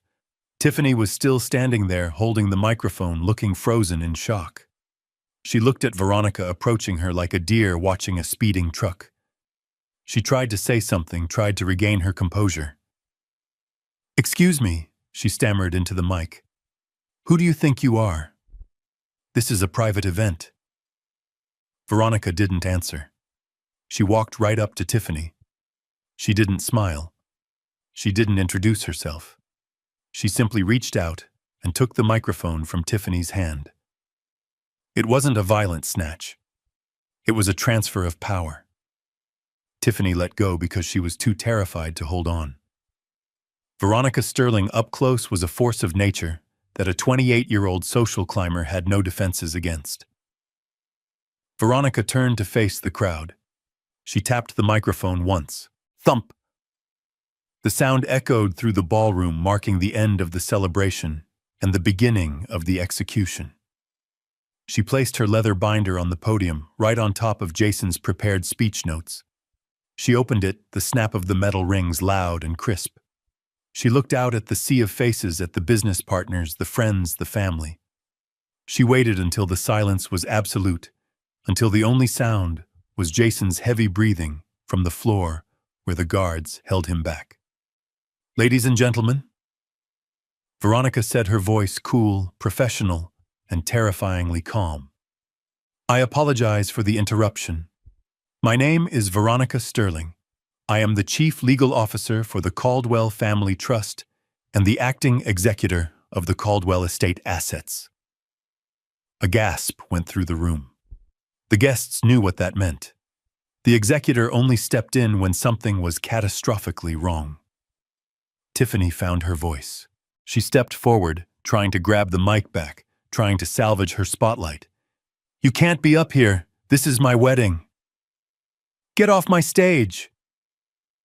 Veronica turned her head slowly to look at Tiffany. It was a look of such withering condescension that Tiffany actually took a step back. "Mrs. Caldwell," Veronica said, though the title sounded like an insult coming from her, "I am afraid you are mistaken. This is not your stage. This hotel ballroom was rented with funds from the Caldwell Corporation. The food, the wine, the flowers, the dress you are wearing. Every single molecule of this event was paid for by the man your husband just threatened to institutionalize." Tiffany went pale. Her eyes darted to Jason, looking for help. But Jason was powerless, walled off by my security detail. Veronica turned back to the crowd. She held up a document from the binder. It was a single sheet of paper stamped with the seal of the New York State Supreme Court. "I am here to enforce an emergency order," she announced, "due to gross misconduct, conspiracy to defraud, and acts of violence against the founder. Harrison Caldwell, we have initiated immediate asset recovery protocols." She paused, letting the words sink in. "As of 5 minutes ago, all corporate accounts associated with Jason Caldwell and Tiffany Dubois have been frozen. The credit cards used to secure this venue have been deactivated. The transfer of funds for the catering and entertainment has been reversed." She looked directly at the hotel manager, who was standing by the kitchen doors looking ready to faint. "Mr. Manager," Veronica said politely, "the check for this event just bounced. This party is no longer paid for. Unless Mr. Jason Caldwell has a personal debit card with $250,000 on it, I suggest you stop serving the champagne." The room erupted into chaos. Waiters stopped mid-step. The manager started speaking frantically into his radio. Guests began to stand up, sensing that the free ride was over. Veronica wasn't done. She looked down at Jason, who was staring up at her with a look of pure horror. "This party is terminated," she said, her voice cutting through the noise like a blade. "You have 10 minutes to vacate the premises before the hotel security removes you for trespassing. And Jason, do not try to call a car service. Your corporate Uber account has been suspended too. You are walking home." The room was already spinning from Veronica's announcement, but she was not finished. She was not a lawyer who believed in leaving things to the imagination. She believed in evidence. She believed in the brutal, undeniable power of proof. Without saying a word, she turned to the AV technician, who was cowering behind his mixing board. She didn't need to threaten him. She simply pointed to the HDMI cable that was dangling from the podium, the one meant to display a slideshow of Jason and Tiffany's romantic journey. The technician scrambled to hand it to her. Veronica plugged it into her tablet. Behind us, a giant screen began to descend from the ceiling. It was 20 feet wide, designed to show happy couples frolicking on beaches or cutting cakes. Tonight, it would show a horror movie. The projector hummed to life. A beam of light cut through the dim ballroom, illuminating the dust motes before hitting the canvas. The image flickered for a second, then sharpened into focus. It was black and white footage. It was grainy, but the resolution was high enough to see every eyelash, every bead of sweat. It was the security footage from the hotel lobby, time-stamped just 45 minutes ago. A hush fell over the room, deeper and heavier than before. On the screen, they saw me standing by the bar. They saw Tiffany approach. They saw her lean in, whispering. There was no audio on this feed, but the body language screamed aggression. They saw her finger poking my chest. They saw me step back, trying to de-escalate. And then they saw it. The slap. On the giant screen, it looked even more violent. Her arm drew back and whipped forward with a speed that blurred the frame. My head snapped to the side. The force of the blow was visible in the way my body recoiled. A collective gasp sucked the air out of the room. It was the sound of 150 people realizing they had been lied to. Tiffany had told them I was drunk. She had told them I insulted her. But the video showed a calm old man being assaulted by a woman in a wedding dress. I looked at the guests. Their hands were over their mouths. They were looking from the screen to Tiffany with expressions of disgust. The mask had slipped. The blushing bride was gone, replaced by the violent bully she really was. Tiffany stared at the screen, her mouth opening and closing like a fish out of water. She looked around, desperate to find an excuse, but the evidence was 20 feet tall and playing on a loop. But Veronica was not done. She swiped her finger across the tablet. The image on the screen changed. It went from the static shot of the lobby to a handheld shaky camera view. The quality jumped to 4K color. It was a live stream. At the bottom of the screen in red letters, it read, "Live feed NYPD body cam." The audio blasted through the ballroom speakers, loud and distorted by the feedback. Sirens, shouting, the heavy thud of boots on hardwood floors. It was my penthouse, my living room. Police officers were swarming the space. In the center of the frame, face down on my Persian rug, was Robert Dubois, Tiffany's father. His hands were being wrenched behind his back by a burly officer. He was screaming about police brutality, his voice slurring from the vintage wine he had stolen. The camera panned left. There was Linda Dubois. She was still wearing my dead wife's mink coat. She was hysterical, clawing at a female officer who was trying to handcuff her. "Get your hands off me," Linda shrieked, her voice amplified to deafening levels in the ballroom. "Do you know who my daughter is? She owns this place. She is marrying the owner. You are under arrest for felony trespassing and grand larceny," the officer shouted back, spinning Linda around and slamming her against the wall. "You have the right to remain silent." The camera whipped around again. It showed the door to my study. It had been kicked open. Inside, 2 officers were dragging Duke out. He was fighting, kicking, holding onto my safe with one hand as if it could save him. A pry bar clattered to the floor. "That is my money," Duke yelled. "He owes me." The chaos on the screen was absolute. It was a raid. It was the total dismantling of the Dubois family dignity. The guests in the ballroom watched in horrified fascination. They saw the spilled wine staining the carpets. They saw the clothes of my late wife scattered in the hallway. They saw the reality of the people they were celebrating. These were not respectable in-laws. These were looters. These were criminals who had broken into an old man's home while he was paying for their dinner. I looked at Jason. He was staring up at the screen, his neck craned back, his face drained of all blood. He looked like a corpse standing upright. He was watching his mother-in-law being arrested in a stolen coat. He was watching his father-in-law being dragged out in handcuffs. He knew. In that moment, he knew that I knew everything. He knew about the code. He knew about the betrayal. He saw the consequences of his weakness played out in high definition for all his friends and business partners to see. His knees buckled, and he actually grabbed the edge of the stage to keep from collapsing. Tiffany let out a scream that tore her throat. It wasn't a scream of fear. It was a scream of pure narcissistic rage. "Turn it off!" she shrieked, lunging toward Veronica. "Turn it off right now! You are ruining everything, you bastard!" She tried to climb the stairs to the stage. Her fingers curled into claws, ready to scratch, ready to hurt. But she never made it. Veronica didn't flinch. She didn't even look up from her tablet. She simply nodded to the security team. 2 guards stepped in front of Tiffany. They didn't touch her. They just stood there, massive and immovable. She slammed into them, beating her fists against their chests, screaming obscenities that would make a sailor blush. "I hate you," she screamed, looking past the guards at me.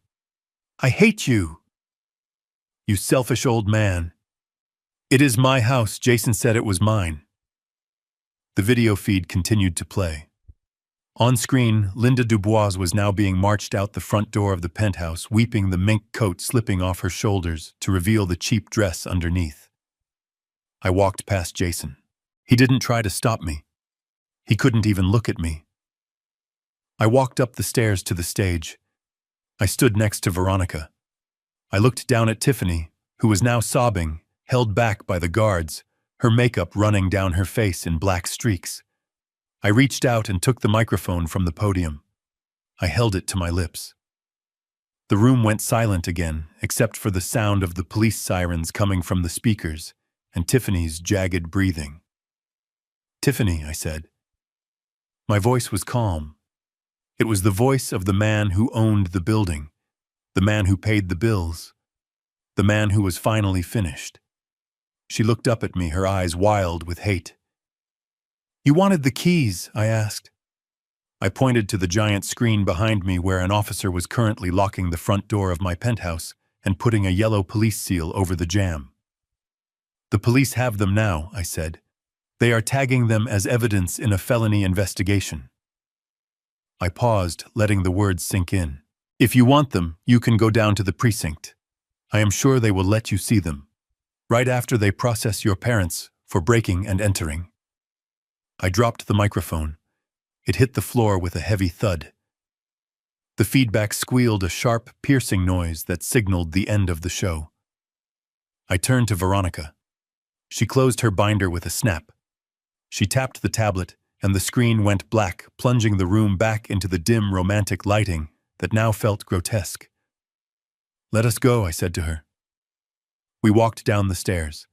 We walked past Tiffany, who had collapsed onto the floor in a pile of white tulle and misery.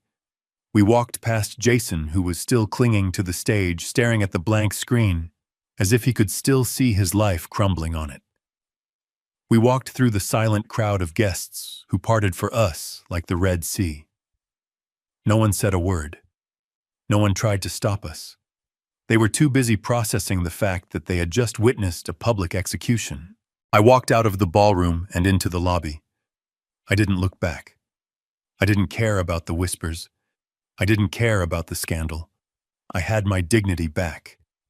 And as I stepped out into the night air, I realized something else. I had my life back. The silence that had fallen over the banquet hall was heavy and suffocating, the kind of silence that usually precedes a violent storm. I stood at the podium, my hands resting firmly on the wood, looking down at the chaos I had just unleashed. For years I had been the silent provider, the old man in the background writing checks and smoothing over mistakes, but tonight the checkbook was closed and the ink had run dry. I watched as the reality of my words began to sink into the minds of the two people standing before me. It started with a tremor in Tiffany's hands. She dropped the champagne flute she had been holding, and the glass shattered against the marble floor, the sharp sound echoing like a gunshot. That sound seemed to break the spell. Tiffany turned to Jason. Her face, which had been a mask of triumphant arrogance just minutes before, was now twisted into a grotesque expression of panic and dawning horror. She grabbed the lapels of his expensive white tuxedo jacket, bunching the fabric in her fists, shaking him with a strength I did not know she possessed. Her voice rose to a shriek that made the guests in the front row flinch. "You told me you owned the company," she screamed, her voice cracking with hysteria. "You told me he was just a figurehead, a senile old man who just signed the papers you put in front of him. Do something, Jason. Fix this. Tell him to stop lying." Jason looked like a deer caught in the headlights of a semi-truck. He tried to pry her hands off his jacket, his eyes darting around the room, looking for an escape, looking for an ally, but finding only the judgmental stares of 300 guests. I waited. I wanted him to feel the weight of his own deception. He stammered, his face flushing a deep, embarrassing red. He tried to laugh, a nervous, high-pitched sound that fooled absolutely no one. "Baby, calm down," he said, his voice trembling. "Dad is just having one of his episodes. You know how he gets. He is confused. I handle everything. I run the business. This is just a misunderstanding." I leaned into the microphone. My voice was calm, steady, and amplified to reach every corner of the room. "There is no confusion, Jason. The only misunderstanding here is the one you created when you convinced yourself that my generosity was your birthright." I signaled to Veronica, who was standing to my right, looking like the angel of retribution in her dark suit. She stepped forward and placed a thick blue leather folder in my hands. I opened it slowly, letting the sound of the crisp paper rustling be heard over the murmurs of the crowd. I pulled out the first document. It was old, the paper slightly yellowed at the edges, signed 20 years ago when I first established the family trust. I held it up. "Jason, do you recognize this?" I asked. "Of course you don't. You never bothered to read the paperwork. You were too busy spending the dividends. This is the deed to the company. And right here at the bottom is the name of the sole proprietor. It does not say Jason. It says my name. It has always said my name. You are not a partner. You are not a shareholder. You are not even a junior executive. In the eyes of the law and the board of directors, you are a salaried employee, an at-will employee with a title I gave you to stroke your ego." Jason turned pale, the blood draining from his face so fast I thought he might faint. Tiffany let go of his jacket and took a step back, looking at him with a mixture of disgust and disbelief. But I was not finished. I turned the page. I needed to sever the cord completely. I needed to make sure there was no ambiguity left. I continued speaking, my eyes locked on my son. "And as an employee, you are subject to the code of conduct outlined in your employment contract. Specifically, I would like to draw your attention to Clause 4, Section B. We call it the Morality and Loyalty Clause. It states quite clearly that any employee who acts with malice against the owner, who embezzles funds, or who uses company resources for unauthorized personal enrichment is subject to immediate termination for cause." I paused. The room was so quiet you could hear the hum of the air conditioning. I took a deep breath. It gave me no pleasure to do this, but it was necessary, like cutting off a gangrenous limb to save the body. Jason, I said, my voice dropping an octave. You used company accounts to pay for this wedding without authorization. You used company funds to buy that diamond ring on Tiffany's finger. You have violated every fiduciary duty you owed to me and to the firm. Therefore, as the owner and CEO, I am terminating your employment. Effective immediately. You are fired, son. Jason staggered back as if I had physically struck him. Fired, he whispered the word foreign on his tongue. You can't fire me. I am your son. I closed the folder with a snap. Being my son was a privilege, Jason, not a shield for your corruption. And you abused that privilege until there was nothing left. Now it was Veronica's turn. She stepped up to the microphone, adjusting her glasses. She held a tablet in her hand, her face impassive, her tone professional and icy. She addressed the couple directly. Mr. Jason, Miss Tiffany, please listen carefully, because the situation is evolving rapidly. As of 10 minutes ago, I have executed the instructions given to me by the board. She tapped the screen of her tablet. The black card you are carrying in your wallet, Jason, has been deactivated. The credit line has been frozen. The supplemental cards issued to Tiffany have also been canceled. I have already notified the vendors here tonight. The caterer, the florist, the venue manager. They have been informed that the company will not be covering these expenses. If you wish for the party to continue, you will need to provide an alternative form of payment immediately. I believe the total outstanding balance for tonight is roughly $150,000.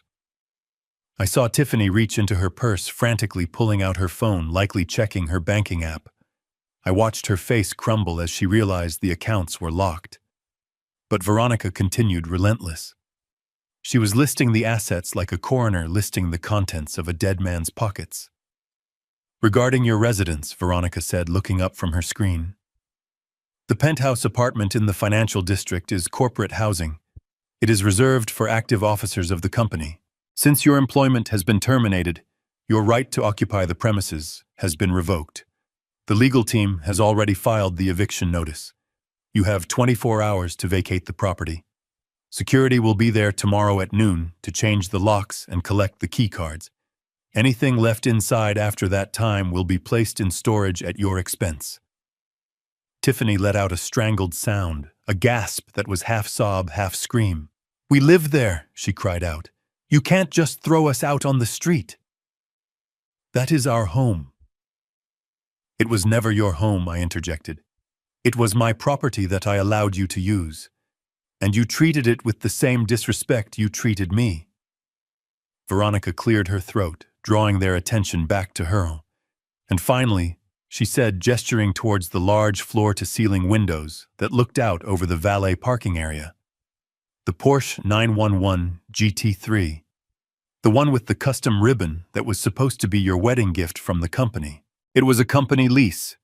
Since you are no longer an employee, the lease is void. If you look out the window right now, you will see that the repossession team is remarkably efficient. The entire room turned to look.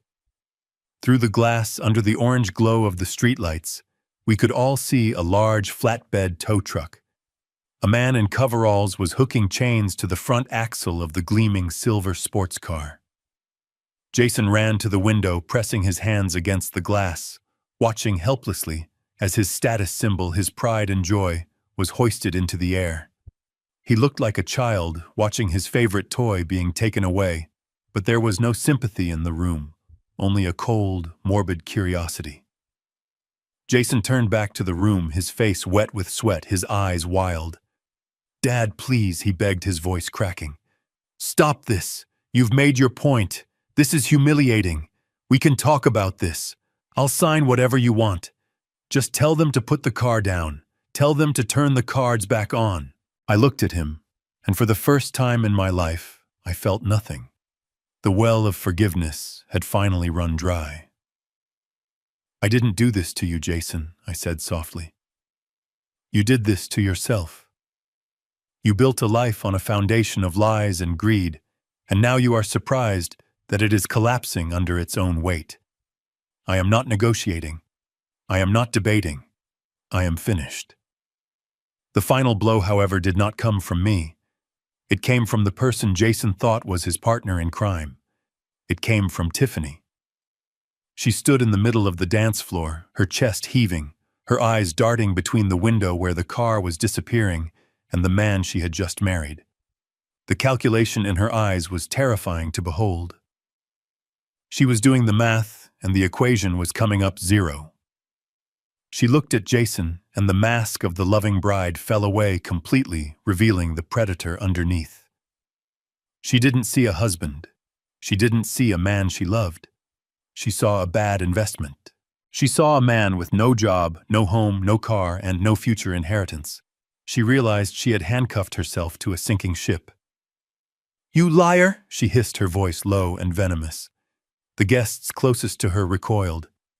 "You useless, pathetic liar. You told me you had everything secured. You told me the old man was handled." "Tiffany, baby, please," Jason pleaded, reaching out for her hand. "We can fix this. We can sue him." "We can, don't touch me," she shrieked, slapping his hand away. "Sue him with what money, Jason? You don't have a dime. You are nothing. You are a fraud. I wasted 2 years of my life on you because I thought you were a CEO, not a glorified secretary." She started clawing at her left hand. The ring, the massive diamond that I had foolishly paid for, was stuck on her finger. She yanked at it violently, not caring about the pain, desperate to separate herself from the failure standing in front of her. With a final brutal tug, the ring came loose. "I don't want this," she screamed. "I don't want you. I am not going to be the wife of a broke loser living in a motel." She threw the ring. She didn't just drop it. She hurled it with all the force of her rage. It struck Jason right in the cheekbone, leaving an angry red mark, before bouncing across the dance floor with a metallic skittering sound that seemed to go on forever. "I am done," she yelled, gathering the heavy fabric of her wedding dress in her hands. She kicked off her expensive heels, leaving them where they fell. "I am annulling this. Don't you dare follow me. I am done with you and your crazy family." She turned and ran. She ran past the stunned bridesmaids, past the shocked parents, past the cake that had cost $5,000. She ran out of the double doors of the banquet hall, her bare feet slapping against the floor, fleeing the scene of the crime, fleeing the debt, fleeing the man she had promised to love, for richer or for poorer. Apparently, the poorer part was a deal-breaker she wasn't willing to entertain for even 5 minutes. Jason stood alone in the center of the room. The red mark on his face was beginning to swell. He looked at the closed doors where his wife had just vanished. Then he looked at the floor where the ring lay. Then slowly he turned his gaze to me. He looked small. He looked broken. He looked like a man who had woken up from a dream to find himself in a nightmare of his own making.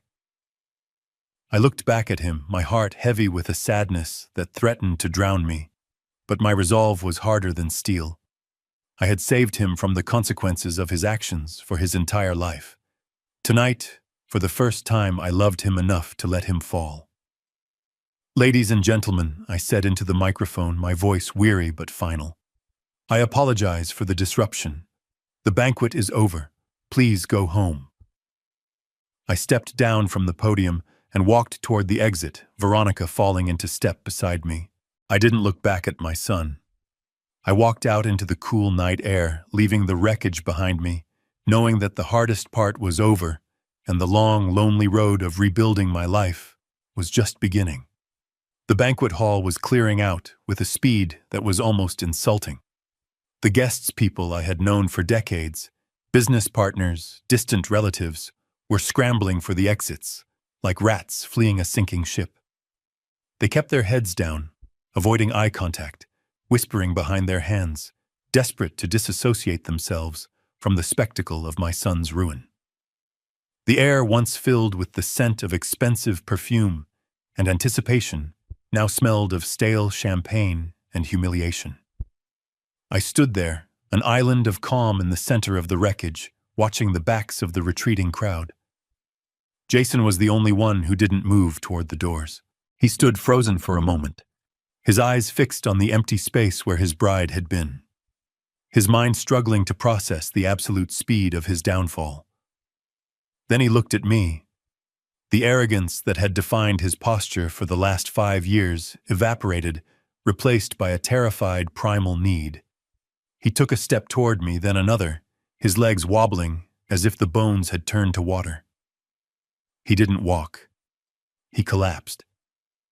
He hit the marble floor with a heavy thud, his knees cracking against the hard stone, unaware of the pain, or perhaps welcoming it as a distraction from the agony in his soul.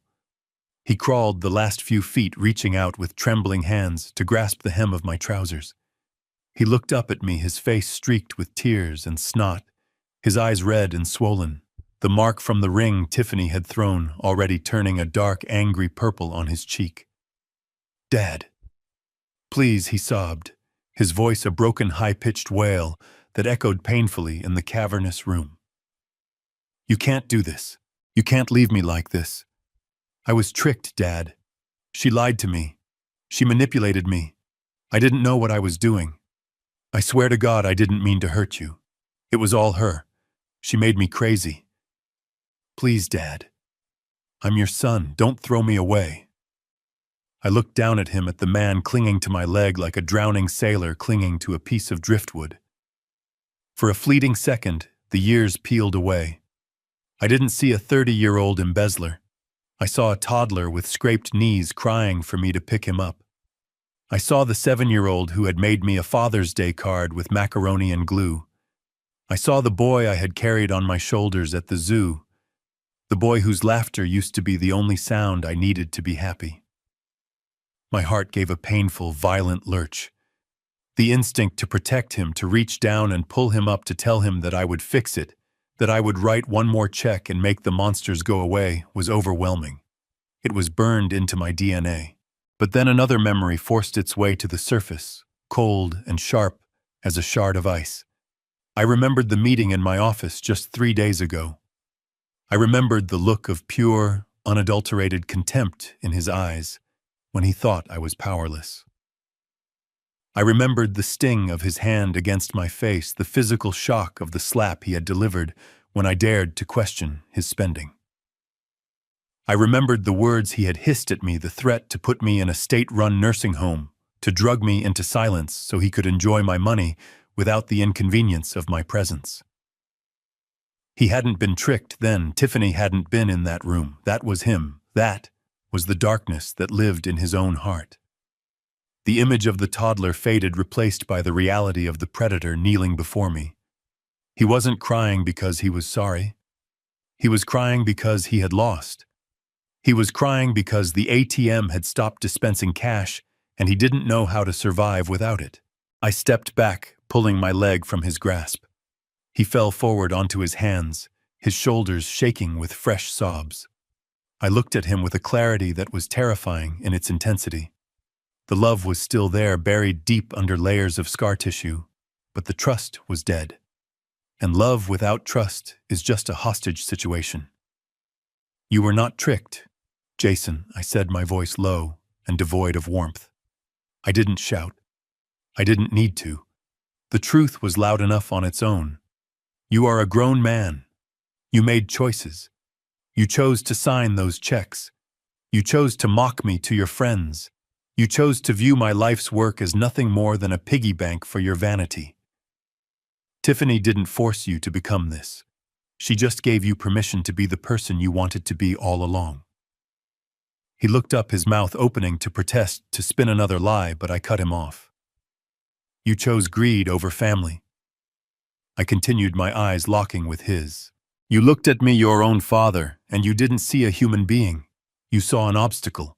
You saw a walking wallet that wasn't dying fast enough for your liking. That wasn't Tiffany. That was you. That was your soul, Jason. I took a deep breath, feeling the finality of the moment settling in my bones. I can forgive a mistake, son. I can forgive a bad investment. I can forgive a failure. But I do not raise snakes. and I certainly do not let them live in my house after they have bitten me. Jason stared at me, the blood draining from his face as he realized that this time there was no safety net. There was no lecture followed by a hug. There was only the cold, hard ground. I turned away from him. It was the hardest physical movement I have ever made in my life. It felt like tearing off my own arm. But I did it. I turned my back on my son. Veronica was waiting for me a few feet away. Her face was pale, her eyes shimmering with unshed tears, but she nodded at me, a silent gesture of support and respect. She knew what this cost me. She offered me her arm and I took it, leaning on her strength, because mine was rapidly fading. We started walking toward the main exit. Behind me I heard the scramble of movement as Jason tried to scramble to his feet, tried to run after us. "Dad, wait, no. You can't." He barely made it 3 steps before 2 large men in dark suits stepped into his path. My personal security team. Men I had hired to protect me from threats, never imagining the threat would be my own flesh and blood. They didn't touch him. They didn't have to. They simply formed a wall of muscle and stone that he could not pass. I didn't look back. I focused on the exit signs, the red glowing letters guiding me out of this hell. I focused on the rhythm of my footsteps on the marble. I focused on breathing in and out, forcing air into lungs that felt too tight. Behind me, the screaming intensified. It wasn't the cry of a child anymore. It was the howl of a man realizing he was completely and utterly alone. "Dad, don't leave me. I have nothing, Dad." His voice cracked and broke, echoing off the high ceilings, bouncing around the empty tables laden with expensive food that would never be eaten. Thousands of dollars of lobster and steak cooling on silver platters. Towers of untouched champagne glasses. The wedding cake standing like a monument to waste. And on every table the little white cards with the unpaid invoices that the vendors would soon be handing to him. I walked through the double doors and out into the night. The cool air hit my face, drying the sweat on my brow. The silence of the parking lot was a relief after the noise inside. I got into the waiting car, Veronica sliding in beside me. As the driver pulled away, I stared straight ahead. I didn't look at the window of the banquet hall. I didn't want to see the silhouette of my son alone in that vast, empty room, screaming at a father who was no longer there to listen. The engine hummed, carrying me away from the ruins of my family, driving me toward a future that was uncertain and lonely, but finally free of the lie. The clinking of silverware against ceramic plates was the only sound in the small, dimly lit bistro tucked away in a quiet corner of the Upper West Side. It was a stark, almost jarring contrast to the cacophony that had defined my life just 7 days ago. There were no screaming brides, no crashing chandeliers, and no sobbing sons begging for a salvation they had not earned. Just the gentle hum of a city moving on, indifferent to the personal apocalypse I had orchestrated. I sat across from Veronica, as I had done so many times over the last 20 years. But tonight, the air between us was different. The tension of the impending war was gone, replaced by the quiet, aching exhaustion of the survivors. We were eating a simple meal, roasted chicken and vegetables food that tasted like sustenance rather than a display of wealth. Veronica placed her fork down and reached for her glass of water, her eyes scanning a report on her phone before she slid it across the table to me. She didn't need to speak for me to know what it contained. It was the final damage assessment, the closing of the ledger on the collateral damage of the wedding. The legal system, it seemed, was far less forgiving of tantrums than I had been. Tiffany's parents, those people who had sneered at my staff and treated my hospitality as their due, were currently being processed at the central booking station. The police report was thorough. In their rage at being ejected from the venue, they had decided to take their frustration out on the property. They had smashed cases of vintage wine bottles that had been aging since before they were born, and they had overturned antique furniture in the lobby. The total damages exceeded $50,000. They were facing felony charges for criminal mischief and destruction of property. They were not wealthy people despite their pretensions. This would bankrupt them. They would lose their home to pay for the wine they had destroyed. It was a petty, ugly end to a petty, ugly ambition. I looked at the mugshots on the screen, their faces twisted in confusion and indignation, still unable to comprehend that actions have consequences. I felt no triumph, only a dull, weary sense of inevitability. They had played a game they did not understand, and they had lost everything. And then there was Jason. I handed the phone back to Veronica and looked out the window at the passing cars. I did not need a report to know where my son was. My private investigator had sent me the photos this morning. They were grainy, taken from a distance, but they were clear enough to break a father's heart all over again. Jason was working. For the first time in his 30 years of life, he was actually working. He had found a job at a diner in Queens, a place that smelled of grease and desperation, the kind of place he wouldn't have been caught dead in a week ago. He was a waiter. The photos showed him wearing a stained apron, balancing a tray of dirty dishes, his face glistening with sweat, his eyes dull and exhausted. He was living in a hostel, sharing a room with 3 other men, sleeping on a bunk bed. He was working double shifts to pay off the debts that were now his alone. I imagined him standing there, his feet aching in cheap shoes, being yelled at by customers for cold coffee, being snapped at by a manager who didn't care about his last name. I imagined the shock of it, the physical reality of labor, the humiliating realization that the world does not care if you are tired or sad. It was a brutal fall, from the penthouse to the scullery, from the Porsche to the subway. I took a sip of wine, the liquid tasting bitter on my tongue. I felt a profound sadness, a hollow ache in the center of my chest where my pride used to be. It is a terrible thing to watch your child suffer. It goes against every biological imperative. But alongside the sadness, there was something else. A lightness. A sense of space opening up in my lungs. For years, Jason had been a tumor on my life, a malignant growth of entitlement and greed that was slowly killing me, draining my resources and poisoning my joy. I had finally cut it out. The surgery had been traumatic, and the wound was still fresh and bleeding, but the sickness was gone. I was no longer being held hostage in my own home. I was no longer afraid of my own son. Veronica cleared her throat, pulling me back to the present. She reached into her bag and pulled out a single thick document. It was bound in a simple blue cover. She placed it on the table between us next to the salt and pepper shakers. It was the last piece of business. The final seal on the tomb of the past. "These are the papers for the new foundation," she said softly. "Everything is set up exactly as you instructed. The assets have been transferred. The board of trustees has been selected. All it needs is your signature." I looked at the document. The title was printed in bold black letters, "The Martha Caldwell Scholarship Fund." Martha, my late wife. Ideally, Jason would have been her legacy. He would have carried her kindness and her name into the future. But he had chosen a different path. So now her legacy would be this. I picked up my pen. This fund was being established with the money that was supposed to be Jason's inheritance. The millions I had set aside for him, the safety net I had woven to catch him, were now going to catch someone else. The fund was dedicated to underprivileged students. Brilliant young men and women from backgrounds like mine, kids who had nothing but grit and a dream, kids who knew the value of $1 because they had never had one. I uncapped the pen.